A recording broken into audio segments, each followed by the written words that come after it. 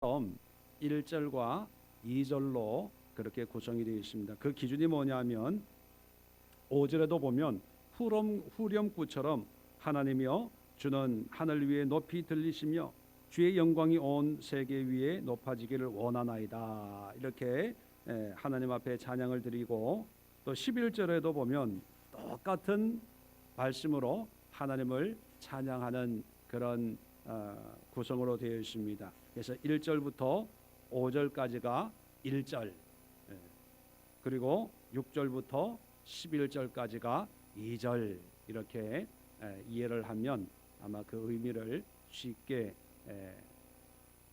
기억을 할 수가 있습니다.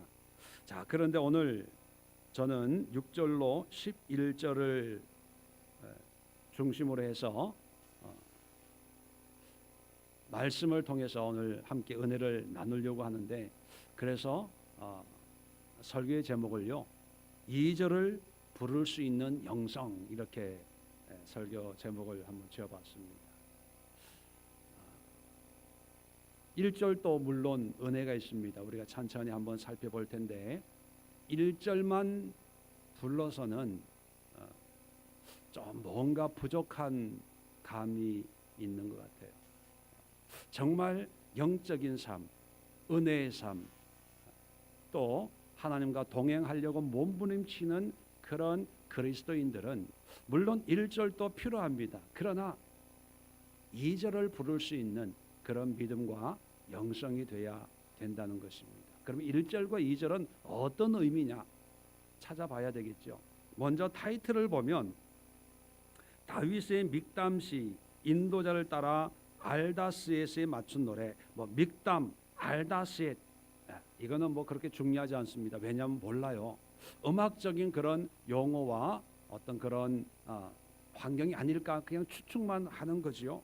중요한 것은 뭐냐면 이 시편이 기록된 배경입니다. 다윗이 사울을 피하여 굴에 있던 때에, 자, 다윗이 왕이 되기 전에 사울 왕을 피해서 참 힘들고 어려운 삶을, 도망자의 삶을 살았지 않습니까? 어떻게 보면 다윗은 그 도망 다니던 때가 인생에서 제일 힘들고 어려운 때였지 않았을까, 그렇게 생각을 할 수가 있죠.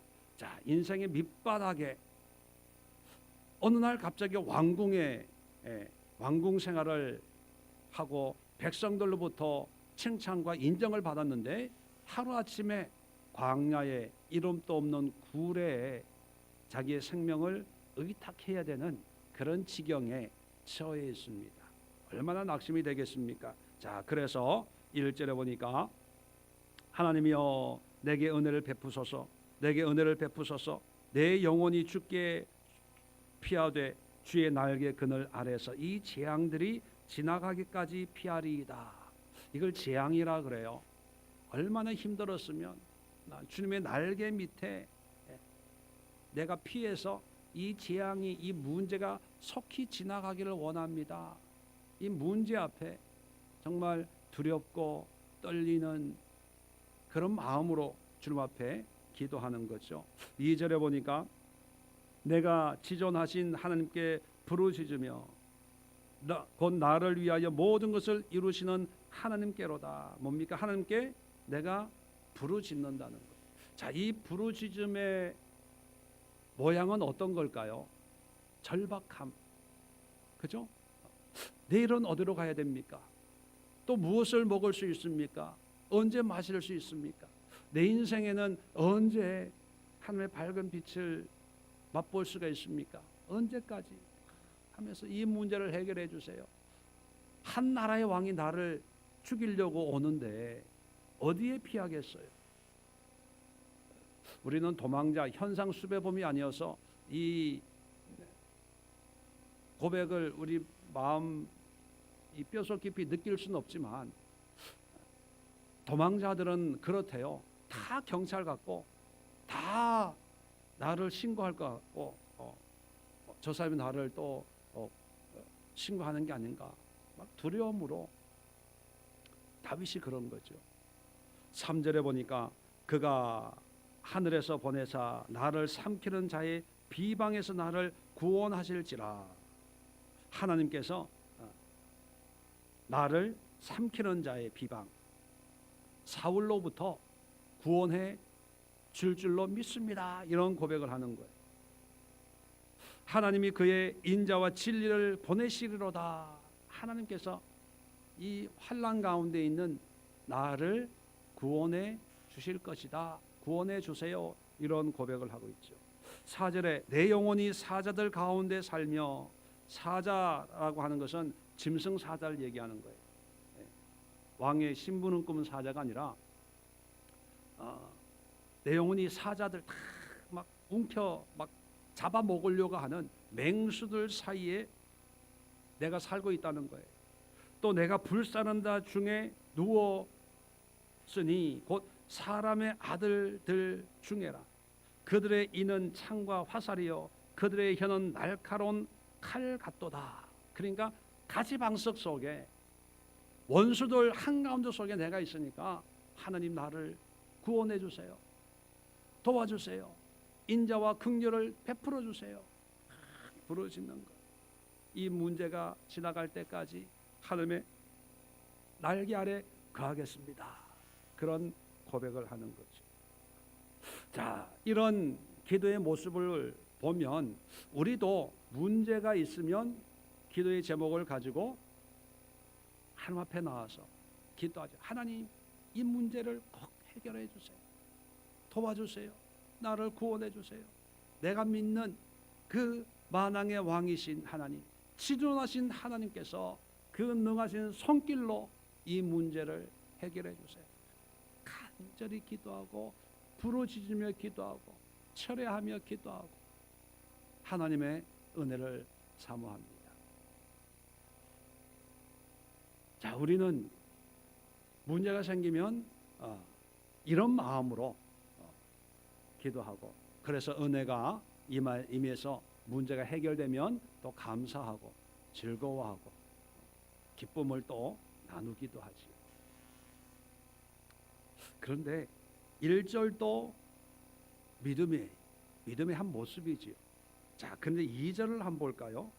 2절 6절에 보면 갑자기 그들이 내 걸음을 막으려고 그물을 준비하였으니 내 영혼이 억울하도다. 그들이 내 앞에서 웅덩이를 팠으나 자기들이 그 중에 빠졌도다. 자, 지금 6절은 환경이 변화된 게 아니고 지금 굴에 숨어 있는 거예요. 자, 그런데 1절부터 4절까지 구원해달라고 기도하던 이 다윗이 갑자기 2절을 노래하는데 6절에는 승리를 선포해요. 사울이 나를 잡으려고 그물을 준비해놨는데 내가 잡힌 게 아니라 자기들이 그 중에 오히려 자기 올무에 자기가 걸려 넘어졌다, 이런 의미로. 근데 환경은 달라졌어요, 안 달라졌어요? 환경은 안 달라져. 여전히 환경은 똑같아요. 똑같은데 그 2절을 노래하면서 승리를 선포하고 고백해요. 이겼다, 이런 의미로. 나를 잡으려고 했는데 오히려 자기네가 잡혔다, 뭐 이런. 왜 그럴까? 자, 7절 보세요. 7절에 하나님이여 내 마음이 확정되었고 내 마음이 확정되었사오니 내가 노래하고 내가 찬송하리이다. 자, 1절에는 도와주세요 했는데 2절에 딱 돌아가니까 도와달라는 얘기는 안 하고 하나님을 찬양하고 하나님을 노래하겠습니다, 이러는 거예요. 자, 그런데 7절에 보면 내 마음이 확정되었고 내 마음이 확정되었다. 마음이 확정됐다는 것은 말 그대로 마음을 굳게 먹었다는 거예요. 그런데 마음이 확정됐다는 이 말을 2번 연거푸해요. 그럼 확정하기가, 마음을 굳게 먹기가 쉬울까요, 어려울까요? 어려우니까 내 마음을 2번씩이나 확정되었고 확정되었습니다. 뭐 하기로 확정됐어요? 노래하고 찬양하기로 확정했어요. 왜냐하면 노래하고 찬양할 환경이 아니잖아요. 당장 이 문제를 해결받아야 되는데, 그런데 내 마음은 자꾸 하나님 이 문제 날 죽이려고 해요. 저들이 나를 모함해요. 비방해요. 이 사람이 나를 이렇게 올무에 걸려서 잡아 가려고 해요. 마음은 생각은 막 그쪽으로 쏠려가는데 2절을 노래하면서 아니야 이미 이겼어, 승리했어. 그러면서 내 마음을 어디로 붙들고 끌고 오냐 하면 하나님을 노래하고 하나님을 찬양하기로 마음을 먹고 또 먹고 또 먹고 하는 거예요. 이해가 되시겠죠? 얼마나 마음을 확정하기가 어려웠으면, 또 얼마나 하나님을 찬양하기 어려웠으면. 우리도 그러잖아요. 큰 문제가 있으면 기도도 안 되고 찬양도 안 되고 그냥 멍하게, 그리고 문제만 보이고 막 속에서 뭐 감정 막 쓴뿌리가 막 올라올 때가 있잖아요. 그럴 때 마음을 확정하는 거, 또 확정하는, 굳게 다져서 하나님을 찬양하기로 마음을 먹는 거예요. 그만큼 힘들다는 거죠, 환경이. 자, 8절을 봅시다. 내 영광아 깰지어다, 비파야 수금아 깰지어다, 내가 새벽을 깨우리로다. 자, 여기 갑자기 이제 깰지어다라고 하는 것은요, 뭐 망치로 뭐 그릇을 깨는 것 의미가 아니고 awake, 잠들어 있는 것을 흔들어 깨우는 거예요. 우르라는 히브리어가 많은데, 이 우르라고 하는 것은 자극한다, 깨운다, 이렇게 세운다, 이런 뜻을 가지고 있어요. 자, 그러면 내 영광을 흔들어 깨우고 비파와 수금을 흔들어 깨우고 새벽을 흔들어 깨워요. 자, 내 영광을 흔들어 깨운다는 것은 어떤 의미일까? 주석책을 찾아보니까 여러 목사님들이 여러 가지 의미로 해석을 하는데, 저는 문자 그대로 어떤 목사님은 이 영광이라는 거 하는 것이 이 혼을 얘기한다. 혼. 그래서 다윗의 그 영적인 믿음을 흔들어, 지금 낙심 가운데 있는데 흔들어 깨운다. 또 어떤 칼빈 주석을 보니까 이 내 영광이라고 하는 것은 이 입술이라는 거예요. 입술. 입술을 흔들어 깨워서 하나님을 찬양하고 하나님을 시인한다. 뭐 그렇게 해석도 하는데, 저는 문자 그대로 원어인 카보드거든요. 카보드는 무겁다, 영광이에요. 근데 내 영광아 깰지어다라고 하는 것은 어떤 의미일까? 뭐 사람이 지금 도망 다니고 있는 다윗이 무슨 영광이 있겠어요? 그런데 성경을 묵상하면서 저는 이렇게 해석을 합니다.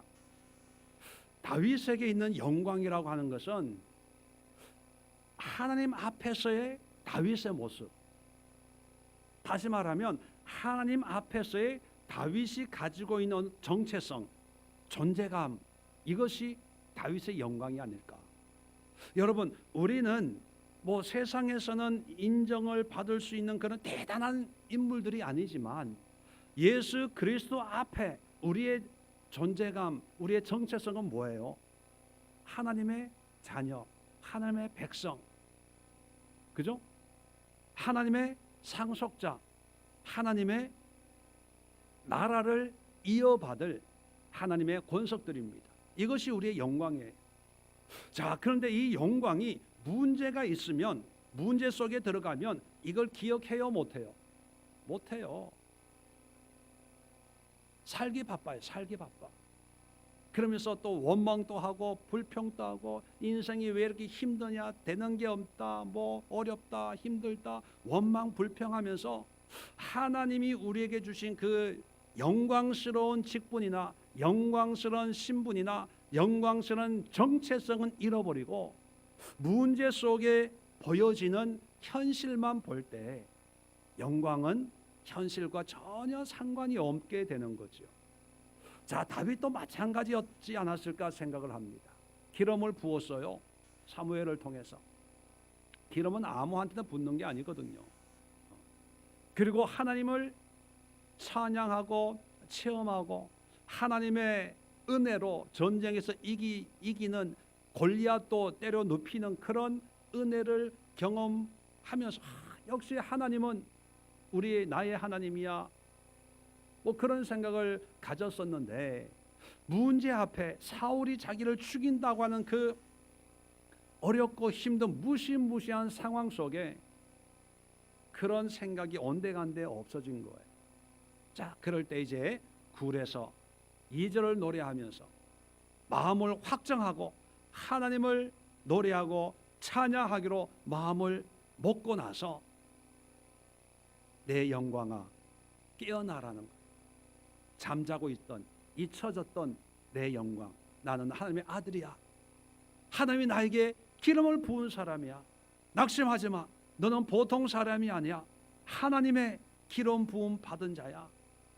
너는 이 나라를 책임지고 이끌고 나갈 지도자로 하나님이 세웠습니다.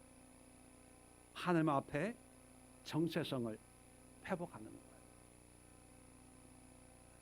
자, 그 다음에 비파와 수금은 뭐예요?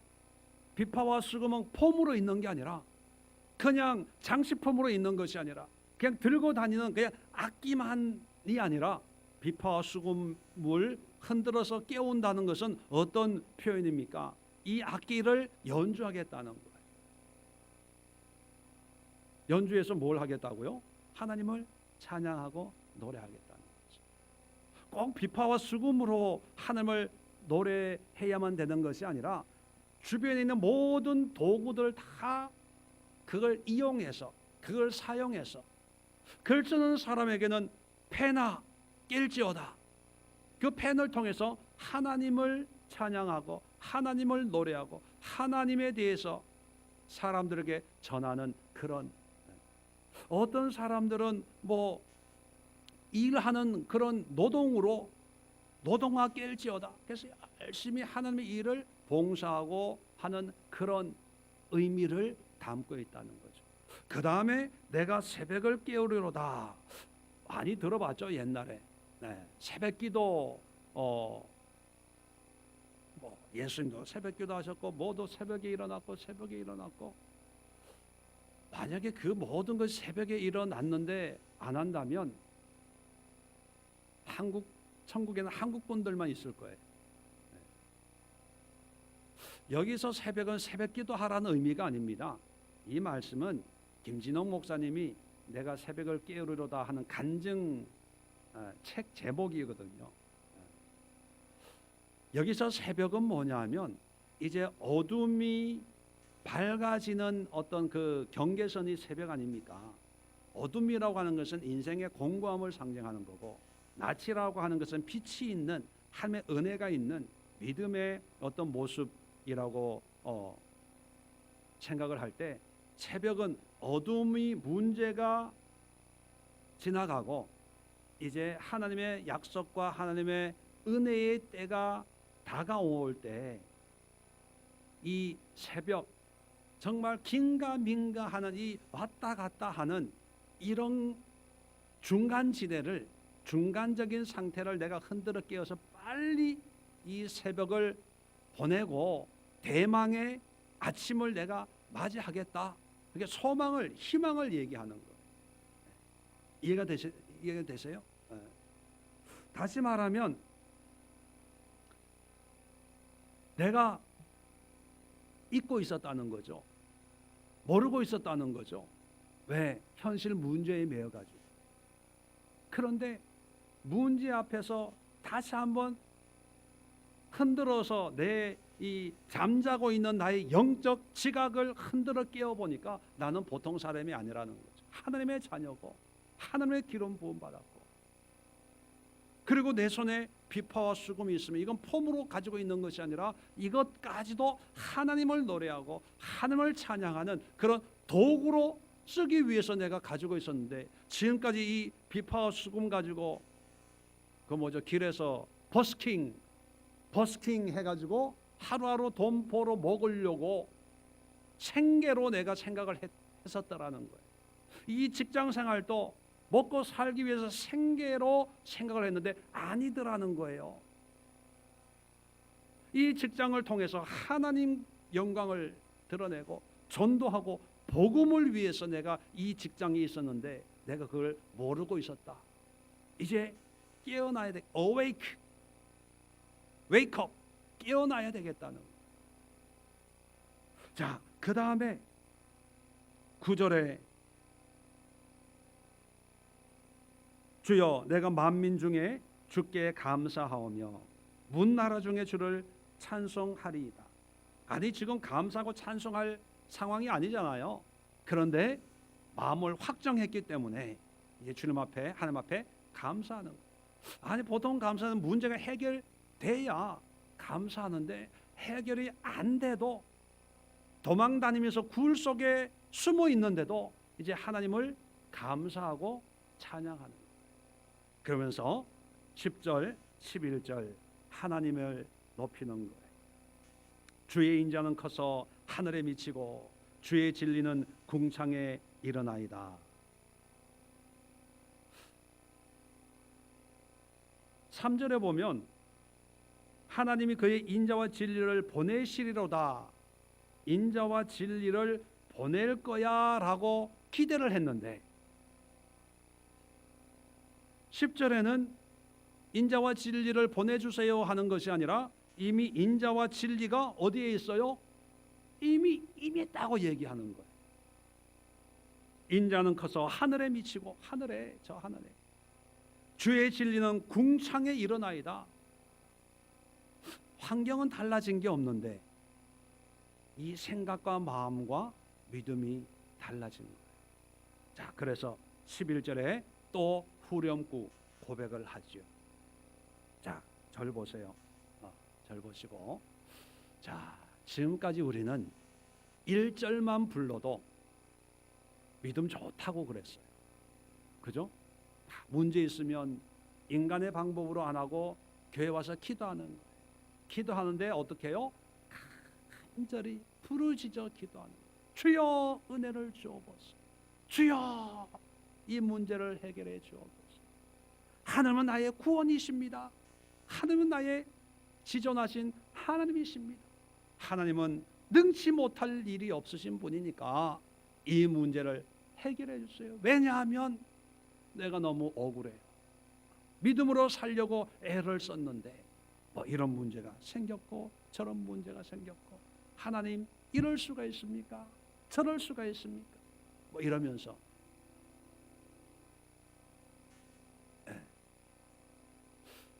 1절만 불러도 우리는 믿음 좋은 저분 참 기도 열심히 합니다.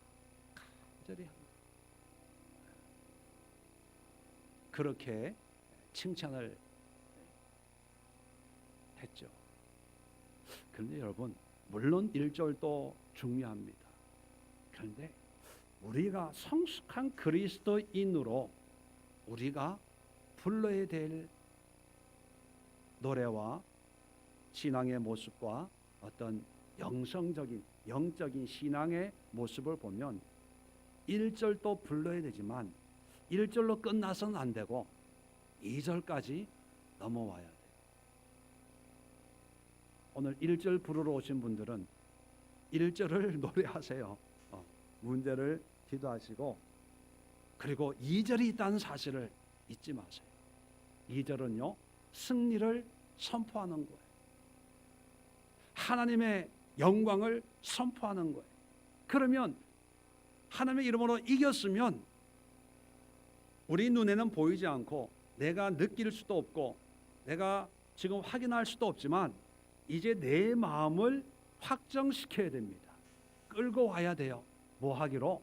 하나님을 찬양하고 하나님께 감사하고 하나님께 이제 나는 하나님의 신실하심을 믿고 하나님을 찬양하고 높이고 하나님을 믿는 거에 나의 모든 것을 다 사용하겠습니다.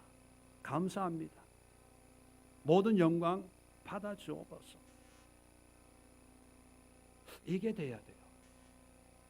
근데 많은 사람들은 문제 해결됐냐 안 됐냐 내 현실의 변화가 있냐 없냐 또 내가 원하는 대로 됐냐 안 됐냐를 결과를 보고 응답이다 아니다, 하나님께서 은혜를 베푸셨다 안 베푸셨다, 이렇게 판단을 하려고 합니다. 그래서 기도하는 것이 뭐냐? 내가 원하는 대로 이루어지기를 하나님 앞에 강요하는 것처럼 그렇게 생각을 하기도 하죠.